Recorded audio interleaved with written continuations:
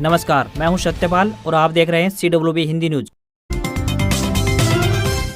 शक संवत 1945 विक्रम संवत 2080 आज सावन मास के शुक्ल पक्ष की द्वितीय तिथि और दिन शुक्रवार है। तदनुसार अंग्रेजी तारीख 18 अगस्त सन 2023। सबसे पहले एक नजर दिन भर की सुर्खियों पर। हरियाणा बोर्ड ने DLED की 22 व 24 अगस्त को होने वाली परीक्षा की तिथियों में किया बदलाव, बताएंगे पूरी अपडेट। CET में 41 प्रश्न रिपीट का मामला हाईकोर्ट पहुंचा। हरियाणा सरकार ने हरियाणा SSC को नोटिस, 20 सितंबर को होगी सुनवाई। हरियाणा जीत का कांग्रेस ने मनाया मेगा प्लान। पूर्व CM भूपेंद्र सिंह हुड्डा 90 विधानसभाओं का दौरा कर जुटाएंगे समर्थन। मानसून सत्र के बाद शुरू करेंगे यात्रा। हरियाणा में मनरेगा मजदूरों के लिए बड़ा तोहफा, बताएंगे पूरी अपडेट। नारनौल में सरकार पर गरजे रोडवेज कर्मचारी, मांगों पर मंत्री से सहमति के बाद जारी नहीं किया गया परिपत्र, आंदोलन तेज करने की धमकी। गुरु जम्बेश्वरी यूनिवर्सिटी हिसार ने दाखिले की तारीख बढ़ाई। 1000 रुपए लेट फीस के साथ 30 सितंबर तक डिस्टेंस एजुकेशन कोर्स में ले सकते हैं एडमिशन। IBPS क्लर्क प्रीलिम्स का एडमिट कार्ड जारी। 26 अगस्त से 2 सितंबर तक एग्जाम। 4045 पदों पर होगी भर्ती। दिल्ली के सरकारी स्कूलों में निकली वैकेंसी। 1,42,000 रुपए तक मिलेगी सैलरी। 15 सितंबर तक करे अप्लाई, बताएंगे पूरी अपडेट। और अब खबरें विस्तार से। हरियाणा विद्यालय शिक्षा बोर्ड ने बिहार लोक सेवा आयोग की 24 अगस्त को होने वाली परीक्षा को देखते हुए छात्र अध्यापकों के अनुरोध के दृष्टिगत अब 24 अगस्त को होने वाली DLED की परीक्षा 22 अगस्त तथा 22 अगस्त को होने वाली परीक्षा 24 अगस्त 2023 को करवाए जाने का निर्णय लिया है। बोर्ड अध्यक्ष डॉक्टर VP यादव व सचिव कृष्ण कुमार ने जानकारी देते हुए बताया कि 24 अगस्त को होने वाली DLED द्वितीय वर्ष की DE 202 परीक्षा 22 अगस्त को संचालित होगी। इसी प्रकार 22 अगस्त को होने वाली DLED प्रथम वर्ष की DE 103 तथा DE 104 की परीक्षा 24 अगस्त 2023 को संचालित करवाई जाएगी। इस संदर्भ में सार्वजनिक सूचना बोर्ड के आधिकारिक वेबसाइट www.bses.org.in पर भी उपलब्ध करवा दी गई है। शेष परीक्षाओं की तिथियां यथावत रहेंगी। हरियाणा के मुख्यमंत्री मनोहर लाल खट्टर ने अवैध कॉलोनी में रहने वाले लोगों को बड़ी राहत दी है। CM ने सूबे की 450 अवैध कॉलोनियों को वैध किए जाने की अप्रूवल दे दी है। CM ने यह घोषणा करते हुए कहा कि कॉलोनियों के रास्तों की चौड़ाई में भी सरकार ने छूट दी है। अब कॉलोनियों के लिए अप्रूवल के लिए अधिकतम 6 मीटर के रास्ते होने चाहिए। इसके अलावा कम से कम 3 मीटर यानी 10 फीट के रास्ते वाली कॉलोनियां भी सरकार अप्रूव करेगी। मुख्यमंत्री ने यह घोषणा चंडीगढ़ में प्रेस कॉन्फ्रेंस के दौरान दी है। CM ने बताया कि 1856 अवैध कॉलोनियों को वैध किए जाने की प्रक्रिया भी चल रही है। पंचकुला से महेंद्रगढ़ तक और यमुनानगर से सिरसा तक अनधिकृत कॉलोनियों को नियमित करने का ये बड़ा फैसला लिया गया है। ऑल इंडिया कांग्रेस कमेटी ने हरियाणा कांग्रेस के नेता रणदीप सुरजेवाला का कद और बढ़ा दिया है। कर्नाटक के साथ अब उन्हें मध्य प्रदेश की भी अतिरिक्त जिम्मेदारी सौंपी गई है। उन्हें मध्य प्रदेश के जनरल सेक्रेटरी इंचार्ज की जिम्मेदारी दी गई है। कांग्रेस ने यह जिम्मेदारी ऐसे वक्त पर दी है जब 3 दिन पहले सुरजेवाला ने कैथल में भाजपा को वोट देने वालों को राक्षस तक कह दिया था, जिसकी भाजपा की तरफ से तीखी आलोचना हुई। कांग्रेस में उनका कद बढ़ने से वह हाईकमान के और नजदीक पहुंच गए हैं। अगले साल हरियाणा में विधानसभा चुनाव है। ऐसे में उनके हाईकमान से करीबी से राज्य में कांग्रेस के अंदर उनके विरोधी खेमे यानी कि पूर्व CM भूपेंद्र सिंह हुड्डा समर्थकों के लिए मुश्किलें बढ़ सकती हैं। ऑल इंडिया कांग्रेस के राष्ट्रीय महासचिव रणदीप सिंह सुरजेवाला के बीजेपी को वोट देने वालों को राक्षस बताने के बयान पर पूर्व CM भूपेंद्र सिंह हुड्डा ने चुप्पी तोड़ी है। उन्होंने किसी का नाम लिए बगैर कहा कि जिम्मेदार पद पर बैठे हुए व्यक्ति को सभ्य भाषा का इस्तेमाल करना चाहिए। नेता प्रतिपक्ष भूपेंद्र सिंह हुड्डा ने यह बात चंडीगढ़ में एक प्रेस कॉन्फ्रेंस के दौरान कही। पूर्व CM भूपेंद्र सिंह हुड्डा ने नो हिंसा पर सरकार को घेरते हुए कहा कि हरियाणा में कानून व्यवस्था बिल्कुल फेल हो गई है। नो हिंसा यह दर्शाती है कि सरकार इस मामले में पूरी तरह से फेल हो गई है। नो हिंसा को लेकर CM खुद ही बयान देकर सरकार की सच्चाई सामने ला चुके हैं। CM ने बयान दिया था कि हर व्यक्ति की सुरक्षा कर पाना संभव नहीं है।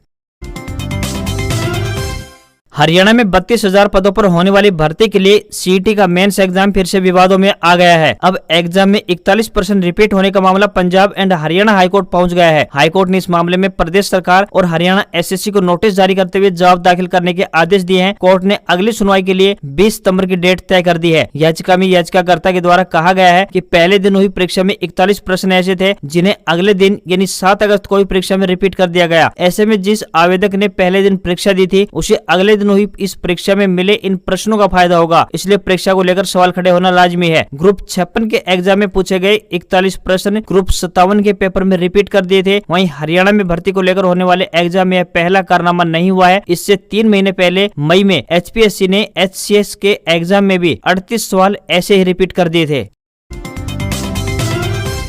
हरियाणा को शत्रुजीत कपूर नए पुलिस महानिदेशक यानी डीजीपी के रूप में मिल चुके हैं। कपूर सबसे जूनियर होने के बाद भी डीजीपी बनने की रेस में फ्रंट रनर बने रहे। इसकी कुछ खास वजह है। सबसे पहले यानी बड़ी वजह यह रही कि शत्रुजीत कपूर अपनी कार्यप्रणाली के कारण मुख्यमंत्री मनोहर लाल खट्टर और गृह मंत्री अनिल विज दोनों के फेवरेट थे। इसके साथ ही 2024 में होने वाले लोकसभा और विधानसभा चुनाव के बाद इनका रिटायरमेंट है। वह हरियाणा के डीजीपी का अपना 2 साल का कार्यकाल पूरा करेंगे। भ्रष्टाचार के खिलाफ जीरो टॉलरेंस की नीति अपनाने वाले शत्रुजीत कपूर हाल ही में कई मामलों में कड़ी कार्रवाई कर चुके हैं। वे कई आईएएस अफसरों पर भी हाथ डाल चुके हैं। वहीं एचसीएस ऑफिसर के खिलाफ भी एक्शन लेने में नहीं हिचके हैं।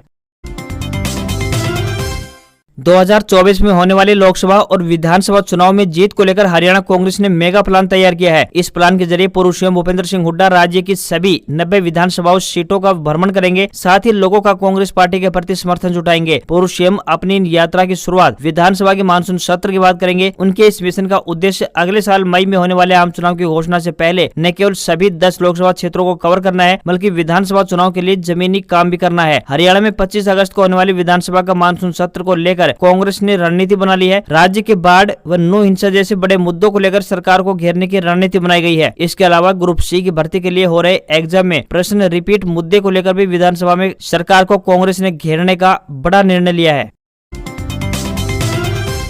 हरियाणा सरकार ने आईओसीएल को पानीपत रिफाइनरी के विस्तार के लिए 3 गांवों की 349 एकड़ पंचायती जमीन के अधिग्रहण करने की मंजूरी प्रदान कर दी है। मुख्यमंत्री की अध्यक्षता में गुरुवार को हुई बैठक में निर्णय लिया गया। हरियाणा सरकार ने Indian oil corporation Panipat refinery के विस्तार के लिए साथ लगते 3 गाँव आसनकला, खंडरा व बाल जाटान गाँव की 349 एकड़ पंचायती जमीन की अधिग्रहण करने की मंजूरी प्रदान कर दी है। बैठक में विकास एवं पंचायत मंत्री देवेंद्र सिंह बबली भी उपस्थित रहे। जमीन भाव के अलावा रिफाइनरी अलग से 10 लाख रुपए प्रति एकड़ की दर से गाँव की विकास कार्यों के लिए भी राशि का भुगतान करेगी।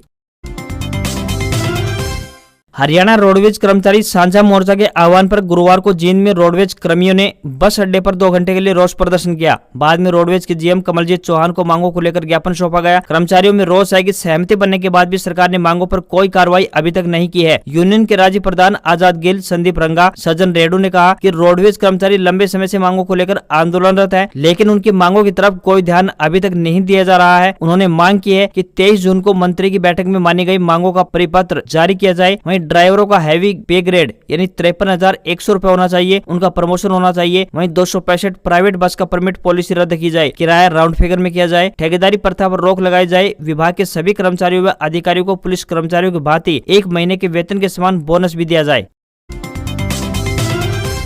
चौधरी चरण सिंह हरियाणा कृषि विश्वविद्यालय के साइना नेहवाल कृषि प्रौद्योगिकी प्रशिक्षण एवं शिक्षा संस्थान में 18 से 21 अगस्त तक यानी आज से लेकर 21 अगस्त तक नर्सरी उत्पादन तकनीक तथा 22 से लेकर 24 अगस्त तक केंचुआ खाद उत्पादन विषय पर 3 दिवसीय प्रशिक्षण आयोजित किया जाएंगे। प्रशिक्षणों में देश प्रदेश के किसी भी वर्ग आयु के इच्छुक महिला व पुरुष भाग ले सकेंगे। इन प्रशिक्षणों में प्रवेश पहले आओ पहले पाओ के आधार पर दिया जाएगा। पंजीकरण के लिए प्रतिभागी एक फोटो व आधार कार्ड की फोटोकॉपी जरूर अपने साथ लेकर आए। नर्सरी उत्पादन तकनीक प्रशिक्षण में फलदार पौधों, सब्जियों व अन्य फसलों की वैज्ञानिक तरीके से नर्सरी तैयार करने की तकनीक पर विशेष जानकारी दी जाएगी। नर्सरी उत्पादन तकनीक पर प्रशिक्षण में भाग लेने वाले इच्छुक प्रतिभागी संस्थान में 18 अगस्त सुबह 9 बजे और केंचुआ खाद उत्पादन तकनीक में प्रशिक्षण में भाग लेने वाले प्रतिभागी 22 अगस्त को सुबह 9 बजे विश्वविद्यालय के गेट नंबर 3 लूदास रोड पर स्थित संस्थान में पहुंचकर पंजीकरण करवाकर भाग ले सकते हैं। इन दोनों प्रशिक्षणों का समय सुबह 9 बजे से लेकर शाम 4 बजे तक रहेगा। साथ ही प्रशिक्षण पूरा करने पर संस्थान की तरफ से प्रतिभागियों को प्रमाण पत्र भी प्रदान किए जाएंगे। हरियाणा के उप मुख्यमंत्री दुष्यंत चौटाला ने कहा है कि ग्राम पंचायतें लोकतंत्र की सबसे महत्वपूर्ण और मजबूत कड़ी हैं। इसी कड़ी को और मजबूत करने तथा एक ही छत के नीचे ऑनलाइन सुविधाएं उपलब्ध करवाने के लिए गांव में ग्राम सचिवालय स्थापित करना सरकार की प्राथमिकता रहेगी। डिप्टी सीएम ने कहा कि जिस तरह राष्ट्रीय, राज्य, जिला और ब्लॉक स्तर पर सचिवालय है, ठीक उसी प्रकार गाँव में ग्राम सचिवालय होने चाहिए ताकि ग्रामीणों को एक ही छत के नीचे सभी सुविधाएं मिल सके। उन्होंने कहा कि ग्राम पंचायतें सचिवालय स्थापित करने का प्रस्ताव पारित करके सरकार को भेज दें ताकि सरकार उन्हें प्राथमिकता के आधार पर मंजूरी देकर जल्द से जल्द ग्राम सचिवालय स्थापित कर सके। उप मुख्यमंत्री दुष्यंत चौटाला ने कहा कि पिछली सरकारों में पंचायतों को सिफारिश के आधार पर पैसा मिलता था, लेकिन अब आबादी के हिसाब से पंचायतों को विकास के लिए पैसा मिल रहा है। उन्होंने बताया कि 1000 की आबादी पर ग्राम पंचायत को गाँव के विकास के लिए प्रति वर्ष 20 लाख रुपए तक मिलते हैं। दुष्यंत चौटाला ने कहा कि युवाओं के लिए प्रदेश के 1000 गाँव में ई लाइब्रेरी बनाई जा रही है। दुष्यंत चौटाला ने कहा कि कुओं तक जाने वाली सड़कों के लिए मुख्यमंत्री खेत कल्याण योजना शुरू की गई है और अब ये सड़कें इसी योजना के तहत बनाई जाएंगी। इस इसके अलावा गाँव में मनरेगा के तहत छोटे छोटे सामुदायिक केंद्र बनाए जाएंगे, जिसमें 20 से 30 महिलाएं बैठकर सांस्कृतिक कार्यक्रम कर सकेंगी।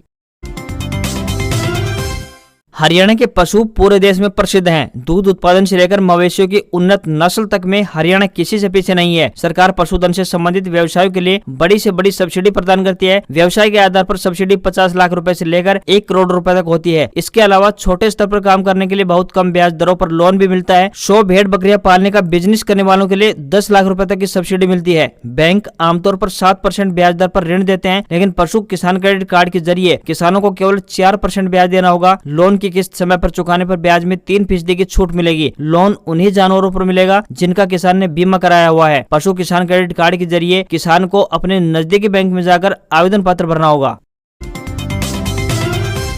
इसरो ने 17 अगस्त को दोपहर 1:15 पर चंद्रयान 3 के प्रोपल्सन मॉड्यूल को लैंडर और रोवर से अलग कर दिया। अब प्रोपल्सन मॉड्यूल चंद्रमा की कक्षा में रहकर धरती से आने वाले रेडिएशन का अध्ययन करेगा, जबकि लैंडर रोवर 23 अगस्त को शाम 5:47 पर चंद्रमा की सतह पर उतरेंगे। यहाँ वो 14 दिन तक पानी की खोज सहित अन्य प्रयोग करेंगे। इसरो ने बताया कि लैंडर और प्रोपल्सन मॉड्यूल के अलग होने के बाद अब शुक्रवार शाम यानी आज शाम करीब 4 बजे लैंडर को डीबूस्टिंग के जरिए थोड़ी निचली कक्षा में लाया जाएगा। प्रोपल्सन मॉड्यूल से अलग होने के बाद अब लैंडर को डीबूस्ट किया जाएगा, यानी उसकी रफ्तार धीमी की जाएगी। यहाँ से चंद्रमा की न्यूनतम दूरी 30 किलोमीटर रह जाएगी। सबसे कम दूरी से ही यानी 23 अगस्त को चंद्रयान की सॉफ्ट लैंडिंग की कोशिश की जाएगी। लैंडर को 30 किलोमीटर की ऊंचाई से चंद्रमा की सतह पर लैंड कराने तक की यह प्रक्रिया बहुत ही महत्वपूर्ण होगी।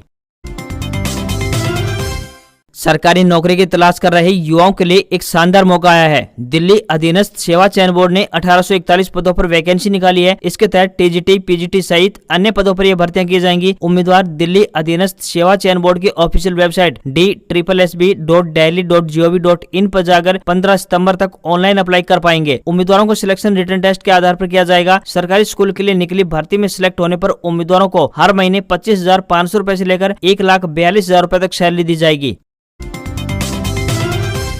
भारतीय सराफा बाजार में सोने चांदी की कीमतों में गिरावट देखने को मिली है। सराफा बाजार में 24 कैरेट सोने के दाम 360 रुपए गिरकर 58,476 रुपए प्रति 10 ग्राम के स्तर पर पहुंच गए हैं। वहीं 22 कैरेट सोने की कीमत की बात करें तो ये 53,564 रुपए पर पहुंच गई है। उधर चांदी की कीमत में भी बड़ी गिरावट देखने को मिली है और ये 401 रुपए फिसलकर 69,840 रुपए प्रति किलोग्राम पर पहुंच गई है। वहीं $1 का दाम 83 रुपए 10 पैसे के स्तर पर पहुंच गया है। आज खबरों में बस इतना ही। देखते रहिए आपका अपना हरियाणा का सबसे बेहतरीन news channel CWB Hindi news. नमस्कार।